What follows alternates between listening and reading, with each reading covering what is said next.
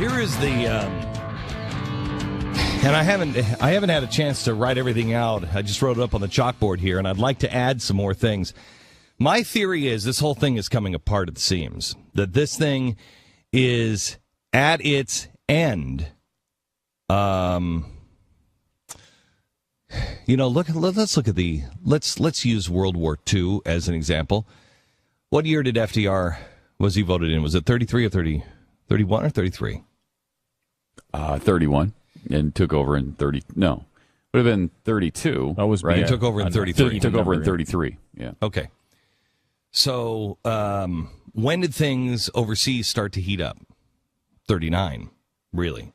Mm-hmm. 39 Not is slightly before that. Yeah, 39 is when it really started. And just do me a favor. War broke out in 39. Right. Do me a favor. Just look at the years here. He got into 33. Compare that to 2008. He's elected for a second term. After he's elected for a second term, FDR, things start to fall apart on him. This is when the court overturns his strengthening of the unions.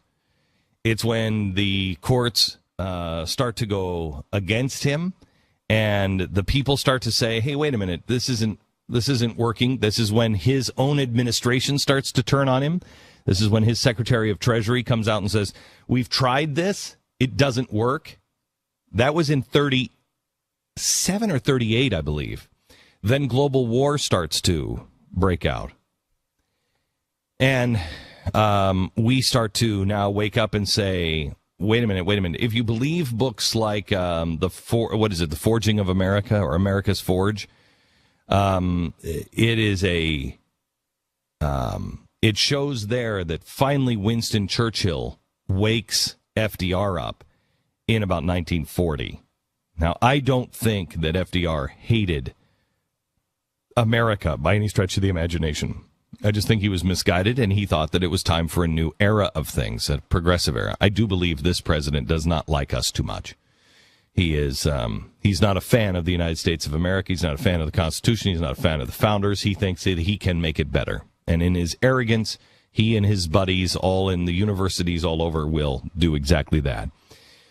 Well, just like with FDR, I think things are falling apart. And if you look at, for instance, the economy, when the American people, if anyone ever tells them this, and there's going to come a time where everybody's going to know this, 75% of all jobs that have been created in the last year are part-time. 75% of all jobs. Now, if you want to look at this, Stu, give me the historic look at this, from The Wonderful World of Stu, with the 0% and 4%. Yeah, I mean, you look back at year after year after year. The typical way this happens is the part-time jobs and full-time jobs are about equal. They're the ratio between them is right around even. And this year the ratio is more like 4-to-1 part-time jobs to full-time jobs. That's out of nowhere. That's not something that happens often at all, and it's obvious what's going on. It's because of this president's health care program and the fact that people are trying to avoid these huge expenditures where they're being forced into offering people who are at the beginning of their careers and are young these hefty sums of money for health care that normally they wouldn't have had to have given them. So it takes a while to fundamentally transform a nation. And remember, the last time this was tried was with FDR. And the American people are willing to try new things because they're like, I don't understand why it doesn't work. This time, however, I believe things are different. This time, we have exposed the progressives for what they really are and didn't let them get away with it in the cover of darkness. And I think there was enough people where it didn't happen last time. There's enough people in the country that stood up against the GOP where that wasn't happening last time. They weren't talking about throwing all of the GOP out and starting something new, starting a constitutional party, at least that I'm aware of. Have you ever heard that piece of history? I haven't. And we've been pretty deep in the FDR administration, so there was nobody that was saying that. And that's the difference this time. So now the economy is starting to fray. 75% of all jobs are part-time that were created this year. Healthcare is over. By the way, I'm explaining what I think this whole thing is in the Middle East. Healthcare is over. What is the latest, universal poll on universal healthcare? What's the latest poll? I know it's over 50% opposition. It's at its highest levels to want to repeal, and it's a 3-to-1 ratio now of people who think this healthcare program will hurt them rather than help them. Okay, 3-to-1, which means there's no way to win this one. There's just no way to win this one. You can win it if you have fervent support out in the communities, but it's going to take a grassroots campaign. You have to have fervent support. Okay, well, you don't have that. As we found out this weekend, where was that? In Virginia? Where they had I've got it here in my paperwork someplace. We'll explain it later. But someplace out back east, they had the Organizing for America people put together this big, huge push for universal health care. And they said, we're all going to work the phones and everybody come down. Well, nobody showed up. One supporter showed up. I think it's up on the Blaze with a picture, and it's hysterical. One. And they felt really awkward and stupid, and they left within 20 minutes. There's nobody coming because everybody feels duped. Do you remember how we felt? Let's forget about FDR for a second. Do you remember how you felt after really backing George W. Bush and really walking through a wall of fire for that guy? Do you remember how you started to feel around 06, 07? You're like, I don't think this is good. I think we've been lied to. Now, I contend that that's the way the Democrats are. That if you start to say, look, this isn't about the Republicans. This is about right and wrong, and we hate the Republicans too, I think you're going to start peeling off a lot of Democrats as well. Because Democrats are just like you were under George W. Bush. There was a lot of stuff I didn't like, and I remember getting a lot of calls from a lot of people in this audience defending George W. Bush when I was saying, no, guys, I think there's something wrong here. And I couldn't figure it out what it was, but I knew something was wrong. It's before we knew what progressives were. Healthcare is over. That is the centerpiece. If you don't have healthcare, that weakens the IRS and everything else that he has done. The dollar and the debt, the Fed is completely out of options. There's nothing left now. There's no gas in the tank. You now have to pretty much come out and say, all we're doing is printing money.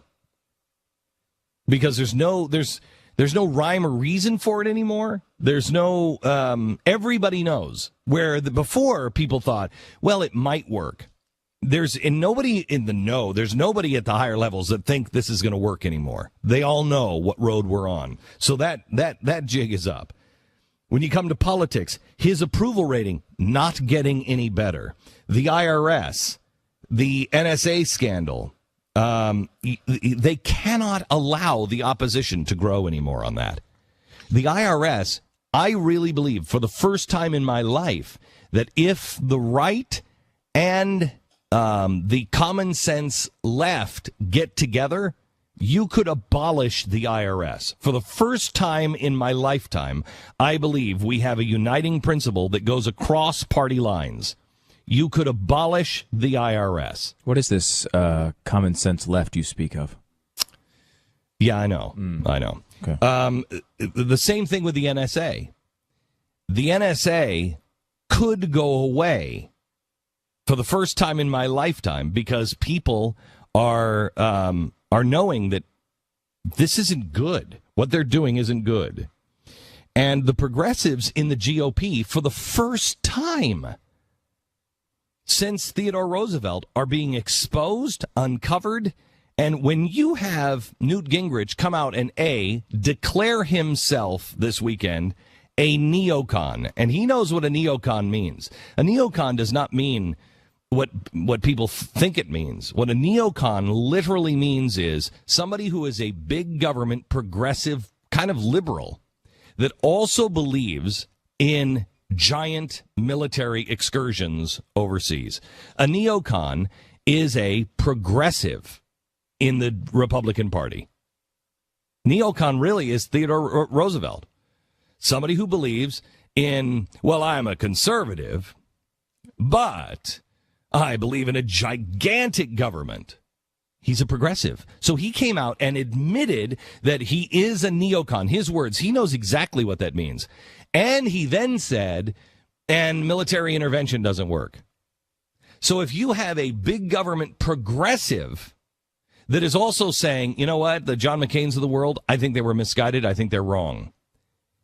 You know that they are afraid. The Newt Gingriches of the world are afraid. You also have John McCain, I believe, on the edge of bolting from the GOP. You want to get rid of John McCain, you don't have to vote him out of office. You'll get rid of John McCain very quickly, and here's how. If you stand up and you support Ted Cruz and they vote against a continuing resolution with the health care package in it, and they say we're not going to pass anything that has health care in it, if that passes, you will chase people like John McCain out. You're within 30 days, 45 days, of actually chasing that guy out of office. He'll leave. He will become an independent. He'll do a Lieberman. Yeah. Okay, so all of those things are happening here in the United States. Then you have the Muslim Brotherhood. This is really important. They're exposed here. People are starting to go, wait a minute. What's going on with the Muslim Brotherhood? What's all this all about? And they are over in the Middle East. We picked the wrong horse. Who would have seen that one coming?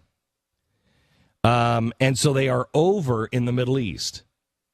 So that thing is bubbling over.